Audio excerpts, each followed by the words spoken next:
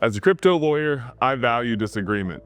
Markets function better when regulators are forced to confront opposing views, and agencies are healthier in general when internal dissent exposes weak assumptions and untested theories.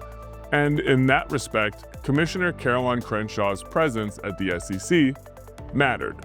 She served as the Commission's lone Democratic voice through the end of her holdover period and formally departed the agency on January 2, 2026. Her exit leaves the SEC operating with 3 sitting commissioners, Chair Paul Atkins and Commissioners Hester Peirce and Mark Ayuda. But acknowledging the value of dissent does not require suspending scrutiny. It is fair and necessary to ask whether the SEC during the prior administration, and Crenshaw in particular, demonstrated sufficient command of the crypto markets they sought to regulate, and whether the agency's approach over the past several years, prior to this administration of course, meaningfully advanced investor protection or instead impose avoidable costs through uncertainty and inconsistency. Crenshaw emerged as the Commission's most persistent crypto skeptic during a period of profound regulatory friction. She consistently argued that many digital assets fit within existing securities law frameworks and resisted calls for a bespoke regulatory regime. Her signature moment, at least for most crypto lawyers, was her dissent from the SEC's approval of spot Bitcoin ETF products, which she criticized as unsound and ahistorical, emphasizing risks that she believed remained unresolved in the underlying spot markets. That dissent reflected a core premise that the regulatory acceptance should follow, not precede, credible answers on manipulation, custody, valuation, and market integrity. Yet, the broader record also reflects an agency that for years struggled to articulate a clear and durable regulatory theory for crypto that market participants could apply with confidence across products and business models. And that's really what the problem is. Enforcement actions often carried the practical weight of de facto rulemaking, and whatever one thinks of that strategy, it has predictably produced uneven guidance, shifting emphasis, and a compliance environment where similarly situated actors could experience very different outcomes depending on timing, posture, and forum.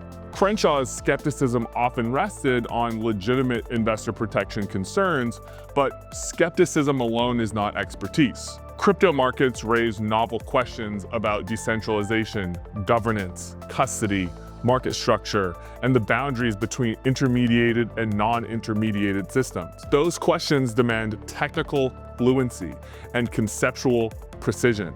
When regulators lean on inherited labels without consistently mapping them to how those systems actually function, the result is not merely aggressive oversight. It is legal uncertainty that can distort incentives and push activity into less visible corners. Crenshaw herself broadened her critique in late 2025 beyond crypto, and in a Brookings speech on December 11, 2025, and in a contemporaneous interview, she warned that the SEC's direction risked weakening disclosure, deterrence, market transparency, and she framed the deregulatory drift as historically familiar and potentially dangerous. In those remarks, she connected policy change to institutional capacity, pointing to staffing losses and diminished tools for detecting fraud and monitoring risk. Importantly, those were not presented as abstract concerns. They were part of her thesis that the agency was reducing friction for industry while simultaneously reducing its own ability to see problems early and respond effectively. Where I part ways, at least in emphasis, is this.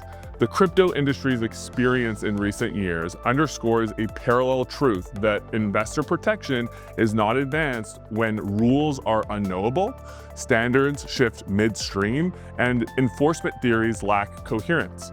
Markets do not require regulators to be permissive, they require them to be competent, predictable, and grounded in realities of how products function. When the SEC regulates by assertion and enforcement rather than clear rulemaking, it may win individual skirmishes while losing the broader project of building credible, administrable standards. And Crenshaw's departure certainly narrows the range of internal debate at the Commission, which should concern anyone who values institutional rigor. The SEC is supposed to be bipartisan. It's an independent agency that works best when disagreements sharpen policy rather than polarizes it. But her exit presents an opportunity to recalibrate and really think about, as incoming commissioners are considered, it's not so much about just filling the seat, right, with somebody who's Democratic. It's filling the seat with someone who may have policy decisions and policy ideologies that differ from the incumbents, but are shaped by grounded understanding of the technology and the products and the industry behind it, so that this deep market understanding, can actually translate into regulatory certainty without paralysis. And if the SEC is serious about this, I think it has to move beyond the partisan mentality surrounding the crypto industry. And the industry and investors alike will continue to bear the cost of uncertainty if that is not accomplished. That's all for now. My name is Braeden Anderson. I'm a partner at Gesmer Updegrove. Hopefully you enjoyed this.